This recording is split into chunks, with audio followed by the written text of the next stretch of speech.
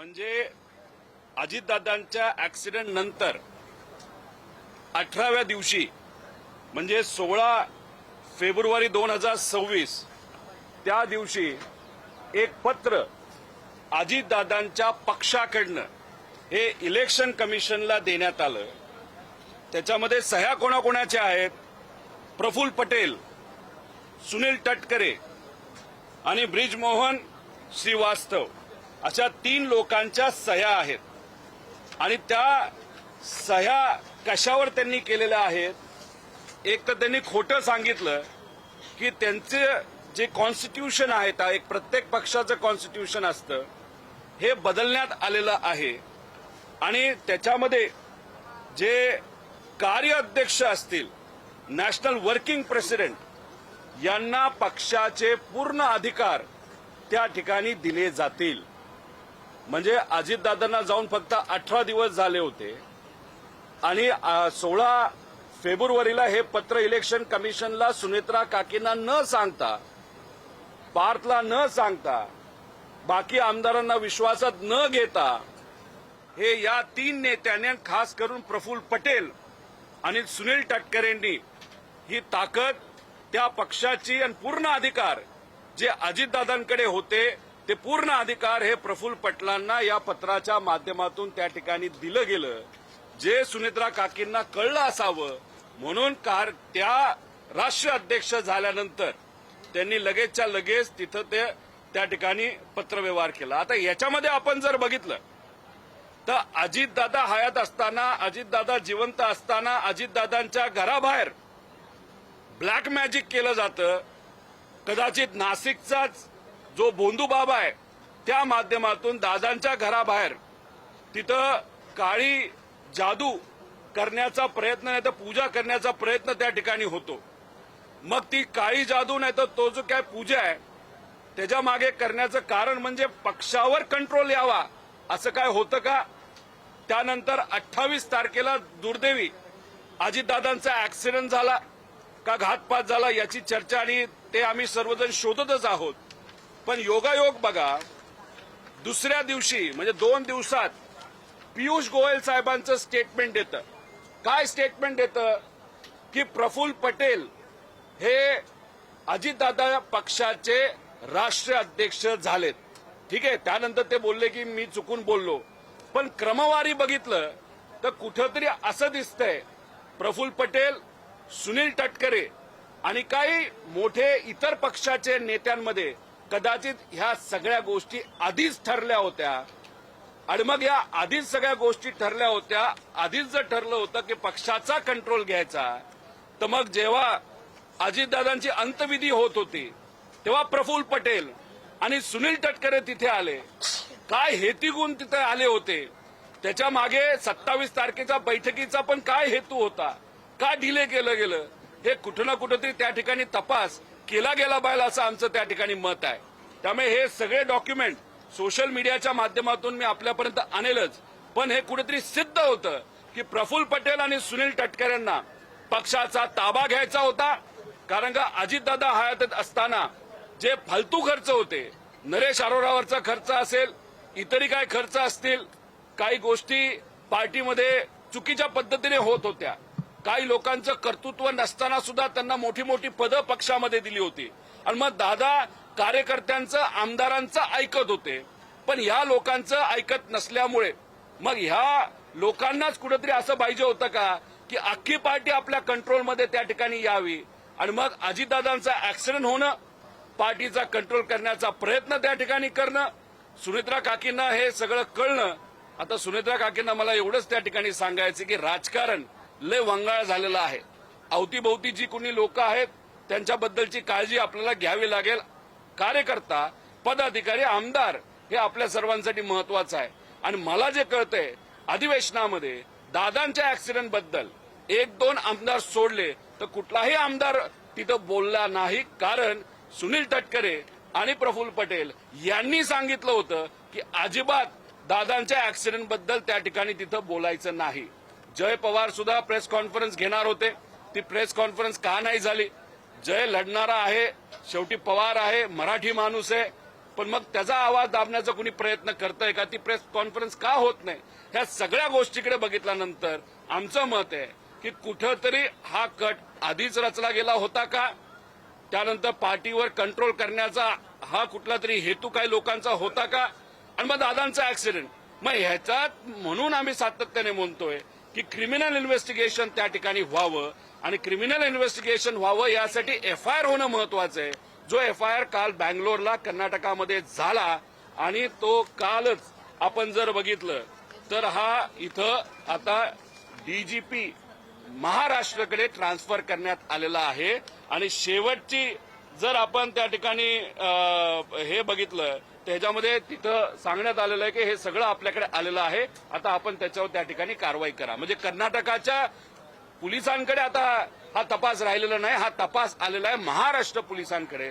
आता महाराष्ट्र होम मंत्रालय पोलीस या बाबतीत काय निर्णय घेतात हे या ठिकाणी आपल्याला बघावं लागेल. पण याच्या मागे दादांच्या घातपातच्या मागे नाही तर ऍक्सिडेंटच्या पाठीमागे काय रणनीती होती, काय कट कारस्थान त्या ठिकाणी झालं होतं आणि कुणी रचलं होतं हे बघायचं असेल तर क्रिमिनल इन्व्हेस्टिगेशन होणं हे महत्वाचं आहे असं आमच्या सगळ्यांचं मत आहे. 26 फेब्रुवारीचं तुम्ही जे पत्र म्हणतात त्यात काय नेमकं म्हटलंय? कॉन्स्टिट्यूशन मध्ये बदल झालाय पक्षाच्या असं तुम्ही म्हटलंय, पण इतर काय बाबी आहेत? त्याच्यामध्ये बऱ्याच बाबी आहेत, पण त्यात असं सांगण्यात आलेलं आहे की the national president shall preside over the national convention and his her absence the national working president shall preside. म्हणजे नॅशनल वर्किंग प्रेसिडेंटला सगळी ताकद मिळली जाईल जेव्हा तिथं राष्ट्रीय अध्यक्ष नसेल. मग कोण आहे वर्किंग प्रेसिडेंट? प्रफुल्ल पटेल आहेत. मग पूर्ण ताकद कोणाला पाहिजे होती? प्रफुल्ल पटेलांना पाहिजे होती.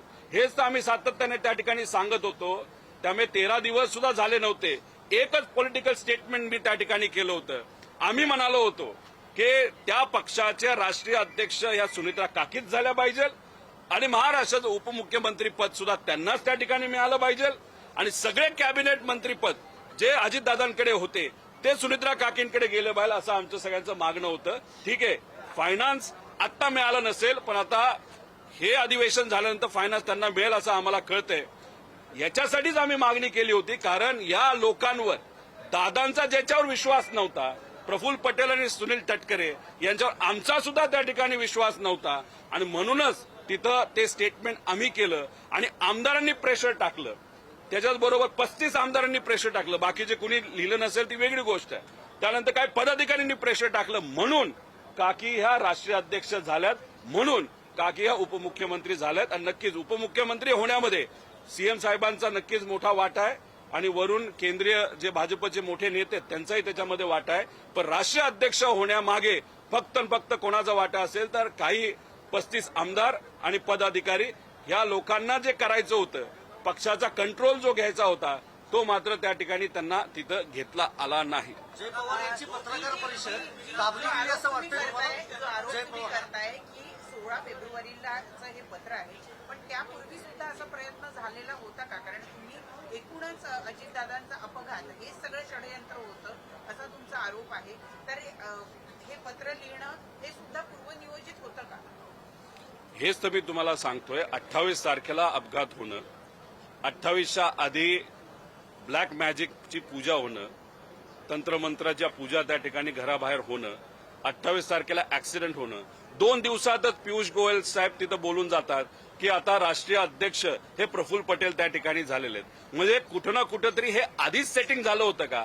आधीच बैठक झाली होती का? आधीच चर्चा झाली होती का? आणि मग तिथं येऊन डोळ्यात पाणी जे आणलं गेलं ते खोटं होतं का? कारण एवढं सगळं तुम्ही त्या ठिकाणी करणार असाल, एवढं कट कार्यस्थान त्या ठिकाणी असेल आणि मग तुम्ही फेब्रुवारी 16ला एक पत्र देताय इलेक्शन कमिशनला, सगळे अधिकार हे तिथं जे वर्किंग प्रेसिडेंट आहेत त्यांना त्या ठिकाणी देण्यात यावे. आणि ही गोष्ट जेव्हा सुनित्रा काकींना कळाली तेव्हा त्यांनी हे पत्र त्या ठिकाणी लिहिलेलं आणि स्वतः त्यांनी लिहिलेलं आहे की 28 जानेवारीपासून ते त्या राष्ट्रीय अध्यक्ष होईपर्यंत जर कोणी त्या ठिकाणी पत्र कुठलंही दिलं असेल ते नल अँड व्हाईट त्या ठिकाणी ठरवावं. म्हणजे सुनित्रा काकींना कदाचित जी गोष्ट दादांना माहित होती, कोणावर विश्वास ठेवायचा कोणावर विश्वास ठेवायचा नाही, हे काकींना कळलंय असं आम्हाला वाटतं. फक्त एवढंच आहे, राजकारण इतकं वंगाळ झालेलं आहे, आसपास कोण लोक आहेत हे मात्र काकींनी त्या ठिकाणी योग्य पद्धतीने ठरवावं. का? लेगेसी आहे, ही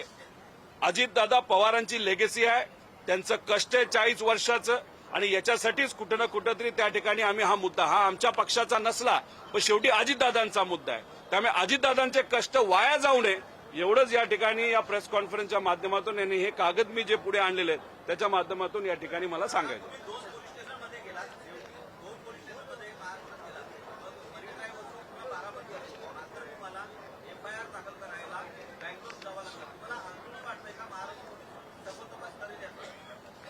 हे बघा, तपास तर महाराष्ट्रालाच करावा लागेल. ही घटना महाराष्ट्रामध्ये घडलेली आहे.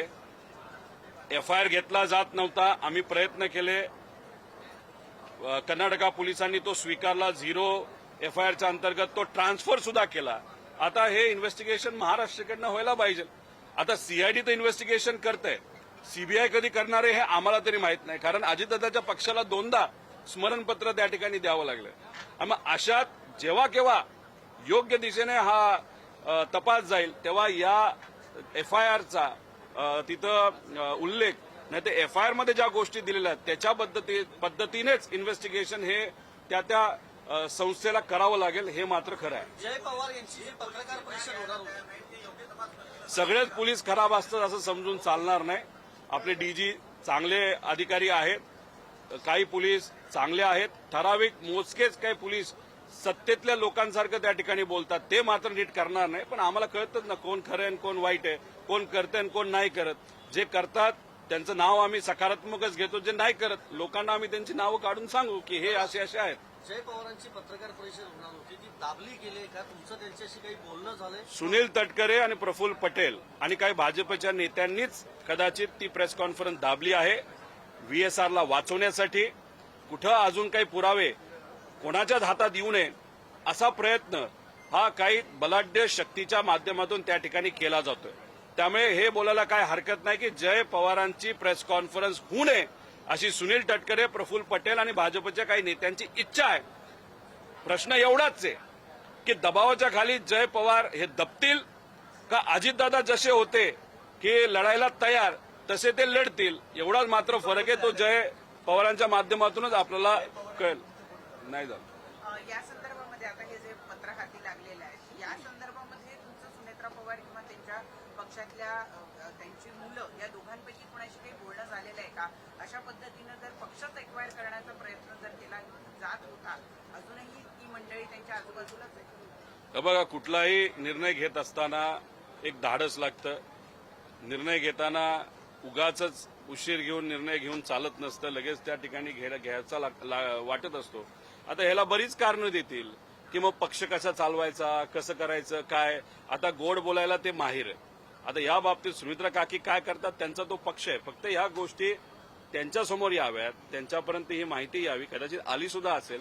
कार्यकर्त्यांना ह्या गोष्टी कळाव्यात आणि अजितदादांच्या ऍक्सिडेंट मागे हे कटकारस्थान म्हणजे 28ला ऍक्सिडेंट झालेला 2 दिवसात भाजपचा मोठा नेता म्हणतो प्रफुल्ल पटेल झाले अध्यक्ष, म्हणजे राष्ट्रीय अध्यक्ष आणि मग नंतर हे कागदपत्र म्हणजे कुठं ना कुठं तरी पक्ष अजितदादांच्या ऍक्सिडेंट नंतर ताब्यात घेण्याचा प्रयत्न केला का अजितदादांच्या आधीच कट कारस्थान त्या ठिकाणी प्लॅन केलं गेलं आणि त्याचाच भाग म्हणजे अजितदादांचा ऍक्सिडेंट होता.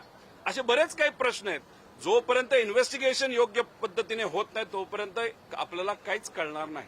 निवडणूक आयोगामधल्या आणखी एका पत्राचा प्रामुख्यानं उल्लेख समोर येतोय. दादा गेल्यानंतर लगेचच त्याच रात्रीपासून विलिनीकरणाच्या नावात